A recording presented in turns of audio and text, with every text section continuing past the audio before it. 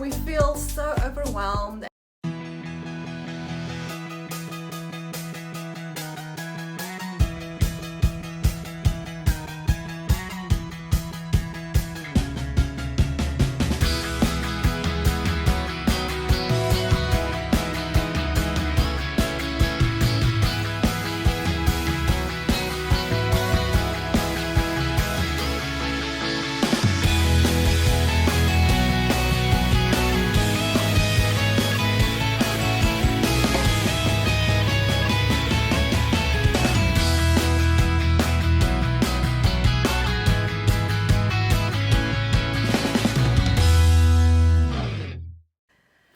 Welcome to Woman Power. I'm your host Lorna Grayling, and in today's episode we are going to be talking about the power of creativity.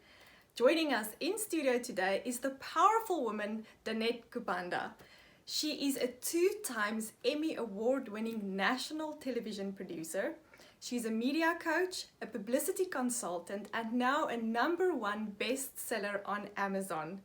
Wow, Danette, we are so honored. Thank you so much for joining us today. I am so happy to be here. Thank you for having me. An Emmy Award winner. How does that feel? I mean, my goodness. Tell us how it felt when you heard your name. It was pretty surreal, to be honest. I kind of describe it like it was such an amazing moment, but it was all a blur. I have no idea how we got from our seats to the stage. I don't remember. I just remember like how amazing. I remember being on stage and looking out at everybody. And I remember feeling, just so happy. And then I feel like, and then we were just out in the hallway hugging each other. So I feel like I was missing bits and pieces of it just because it was such a big moment. Well, that's phenomenal. I mean, we see the Emmy behind you there, and I mean, that's such an accomplishment. Congratulations. I know it's been a while ago, but it seems like everything you put your hands to just turned into gold. And besides the phenomenal career, I just want to, brag and tell our audience out there, Danette is also a wife and a mother of 3. And I mean, she also has a beautiful dog, Casper. I've seen him. He's absolutely fantastic. Danette, 3 children, 3 small children, twins actually, right? How do you juggle it? I mean, how do you keep everything afloat? Some days are harder than others. I'll be completely honest about that. But I think being a working mom and doing something that you love and knowing that you're making a difference in other people's lives, whether that's my clients or the people who hear my clients' messages, I know that I'm doing good work, and that makes me proud to do what I'm doing. And I think that really makes my kids proud too, because they can see that we can be amazing career people and we can have a family and we can love everybody, and make sure that we carve out time for everybody as well. I try to do one-on-one days with each of my kids so they all feel important. But I think it's really important that they see that I have a passion for what I do and I'm not giving up on my dreams at the same time. I know you told me a small story about when you were writing your book, and we'll go into the book a little bit later because it's absolutely phenomenal. The writing style is so beautiful. I'm not a great reader. I wrote a book as well myself, but I mean, I had a lot of help. But your book just captivated me. The whole style, it's so easy to read, and I really have to say it was phenomenal. But tell us, how your writing this story actually inspired your children. Yeah, I've always wanted to write a book. That's kind of always been on my bucket list, but busy with a career, busy being a mom. And then this opportunity came along to write 1 chapter in a book with other collaborators. And I thought that's a good way to kind of dip my toe in the author market, to kind of work with some other people. So I signed on to do it and I was really excited about it. But my kids were more excited than I was. They were so proud of me and the effort I was putting in. And they were so excited that there was going to be an actual book for them to hold and touch. And then I found online a writing contest for kids for their stories to be featured in a book. And I, just kind of mentioned it out loud when I saw it. And my 8-year-old was so excited. He's like, Mommy, I want to do that. I want to write a book while you do. So he did. He wrote his own story, and unfortunately, his didn't get picked. He's only 8. It was his first try. There's plenty of opportunity for him. But his name is still going to be featured in the book. And it was just the fact that he was inspired to try something new and something different and something hard, because I did something new and different on hard, and he saw that it could be done. And I think that's what I'm most proud of. That's amazing. And I think that's so beautiful, right? Because, I mean, we can all, reach such amazing goals in our business and in our careers. But ultimately, if you can leave a legacy to your children, I mean, that is so powerful. And I love how you're incorporating your drive, for who you are and how successful you are, and into mothering and into your children. It's so beautiful. So I honor you for that. That's lovely. Yeah, I think that's real success, right? If your kids can look at you and be excited with you. Yeah, that's powerful. I love that. I know. Yeah, I know you love watching children's movies. So tell us, which one is your favorite and why? Oh my goodness, there are so many. And it changes on the week, depending on what we're watching that week. Right now, we're big into Encanto. I love Big Hero 6. I know that one's been out for a while, but I talk a little bit about that in my book, about how that inspired me to look at things differently. We love the Despicable Me movies with the Minions and Gru. Right? I love the movies that you kind of that have a lesson, but still have some fun, and are fun for both grown-ups and kids. I love kids movies. I'm so sad that my kids are older now, they're teenagers, and I have to watch the kids movies alone now, because I love them. I mean, whoever is creating them, oh my goodness, heads up to them, because the humor inside there is phenomenal, and it's for all of us.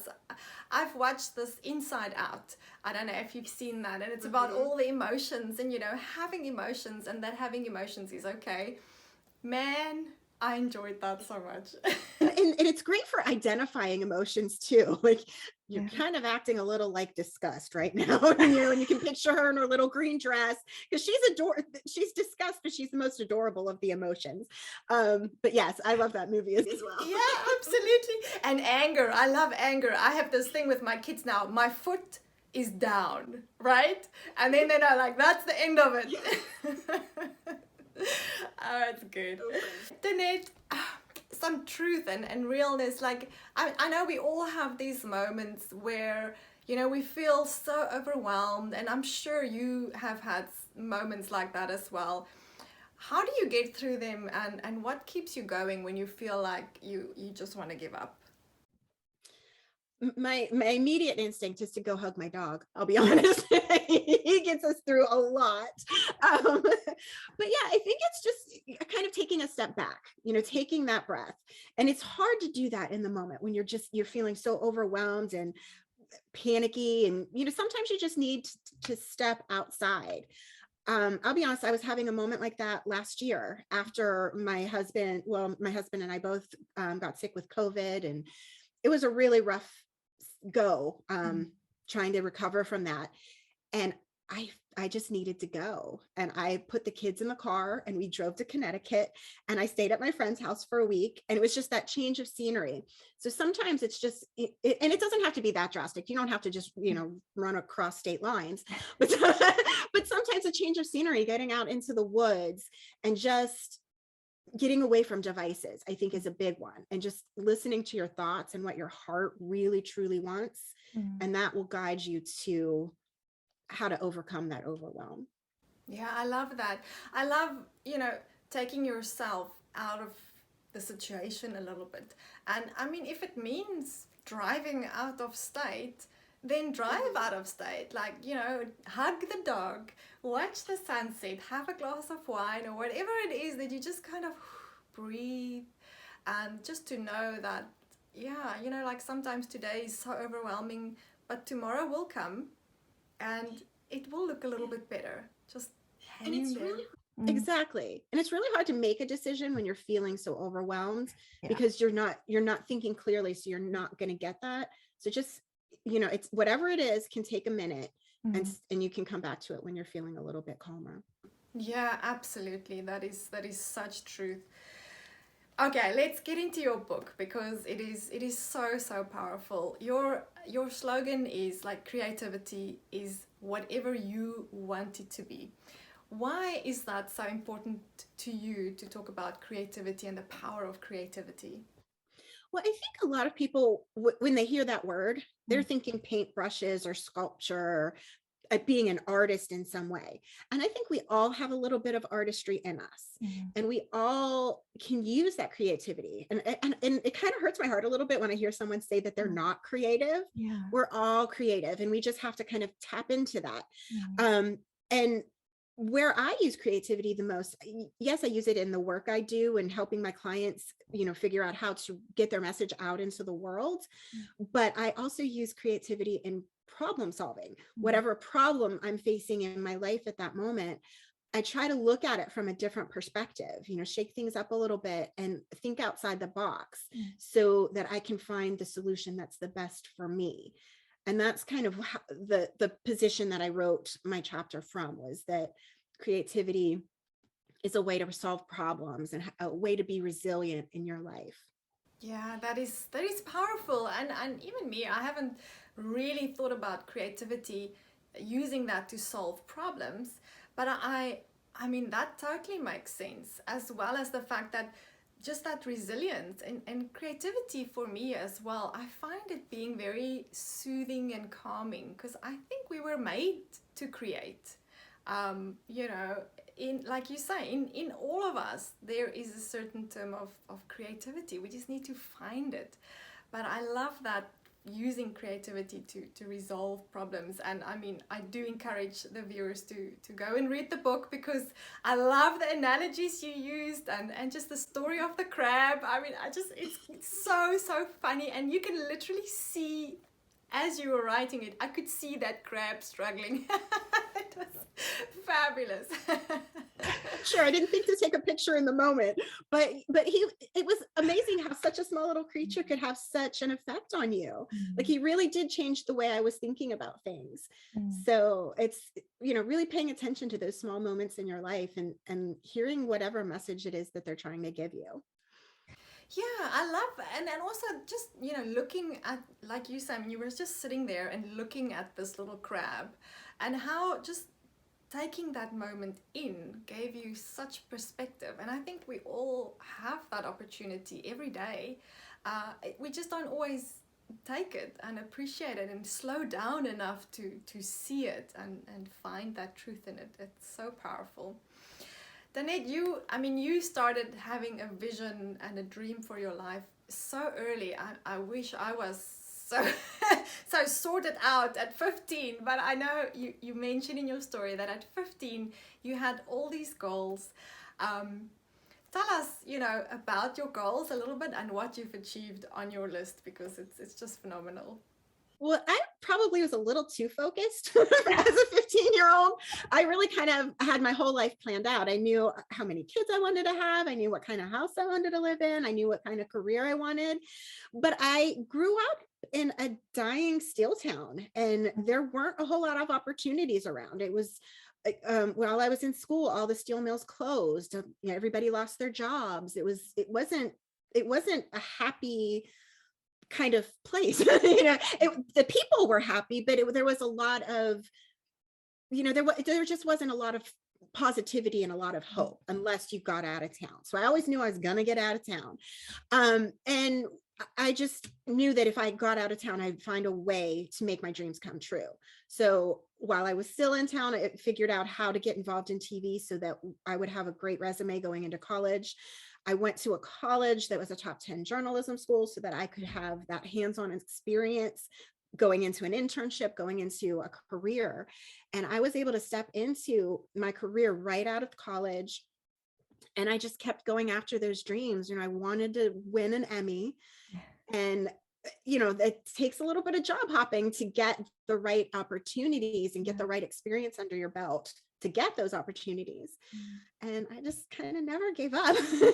And thankfully was able to, add not just one, but two Emmys to, to my repertoire. So that is so powerful. I want to go back to two powerful things that you mentioned there, and the one is it's almost the resistance that you faced.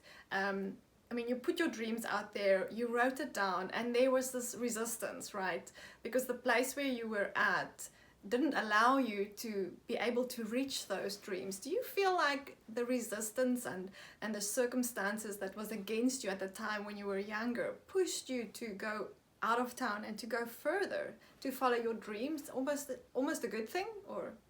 Well, because I don't know that I really felt it as resistance because I had a good life. You know what I mean? I had a great family and they were always very encouraging. I think my dad's still kind of disappointed I didn't get a master's degree, but so I always had that 2 Emmys. Every once in a while he'll still bring it up, but I know he's proud of me.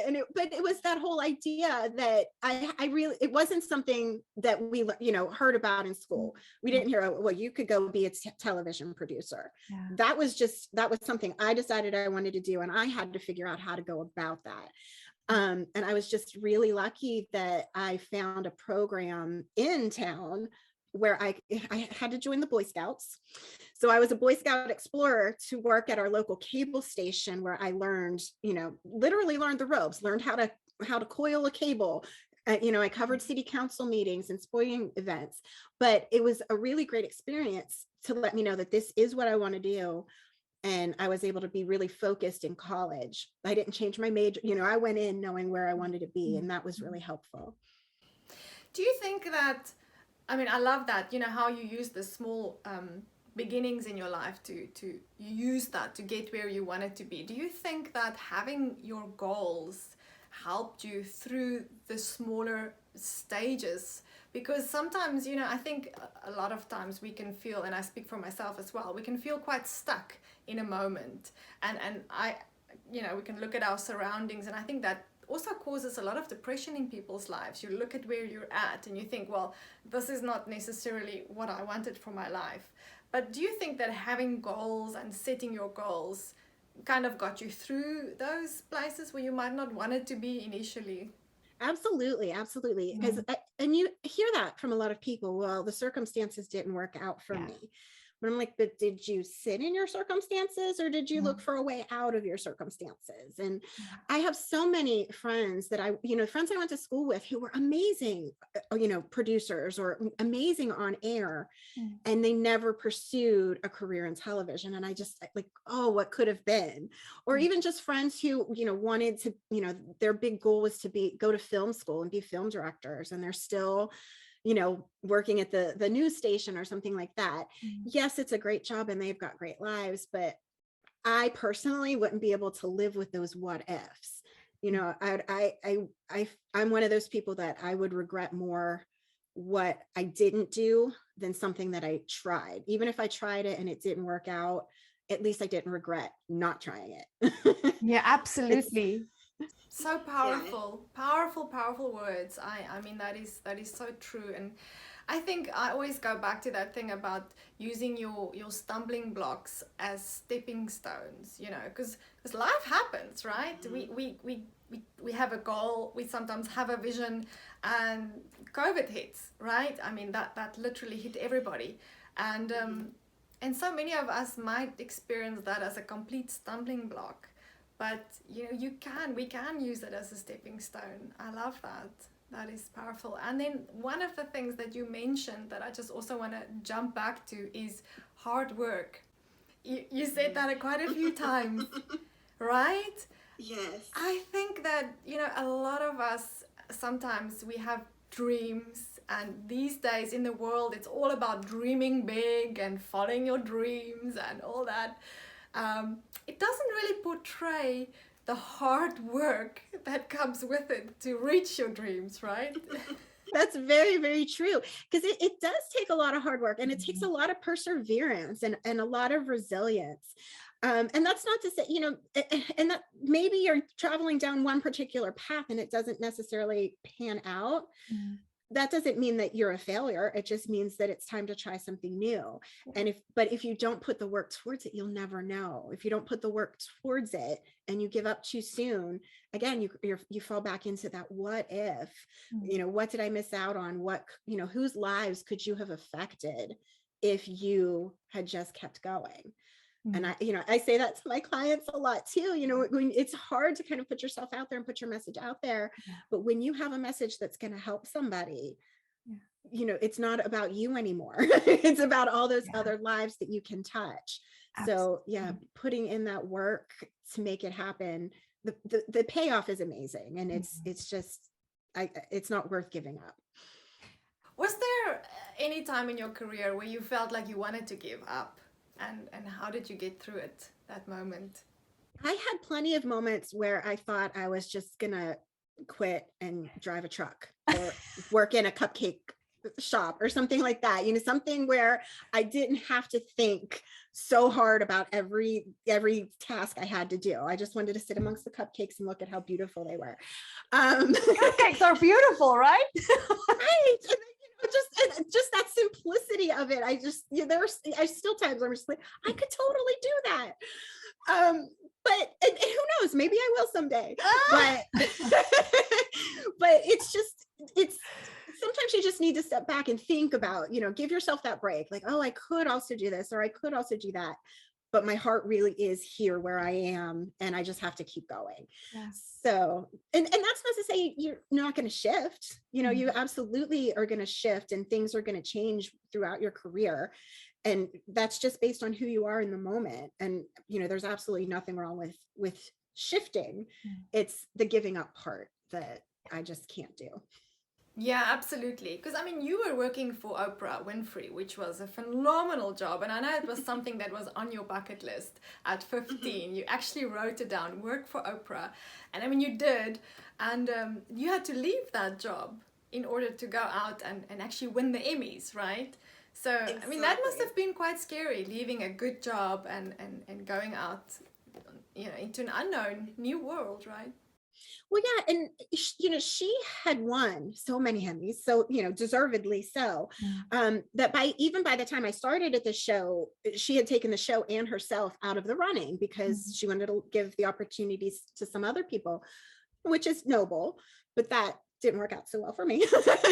So I knew that if I wanted to, check those other items off my list, I'd have to spread my wings a little bit. So, I went off and got another job where, I got to meet more people and travel a little bit more. And, and it just you can kind of look back and kind of connect the dots about how everything leads you to where you're supposed to be. In that moment, I didn't know for sure it was going to lead me to where I wanted to go, but I knew that if I didn't take the chance, I would regret it. So, I took that next step.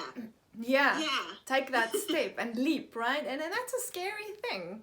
But like you said, if you've got your goals, you've got your dreams, you know where you want to go, you're going to get to moments where you're going to have to take that leap of faith. Yeah. Exactly. And that's scary. It absolutely is. Yeah. But I also kind of feel like it would have been scarier to not try. Wow. For me, it would have been scarier to not try. Wow. I love that. I know we had failed. Yeah. We had a producer in the modeling world, and we did a very big national competition the one time, and he told us, when you're going to feel scared, you're going to walk out on high heels in a swimming costume in front of thousands of people, and you're going to feel scared, but do it afraid.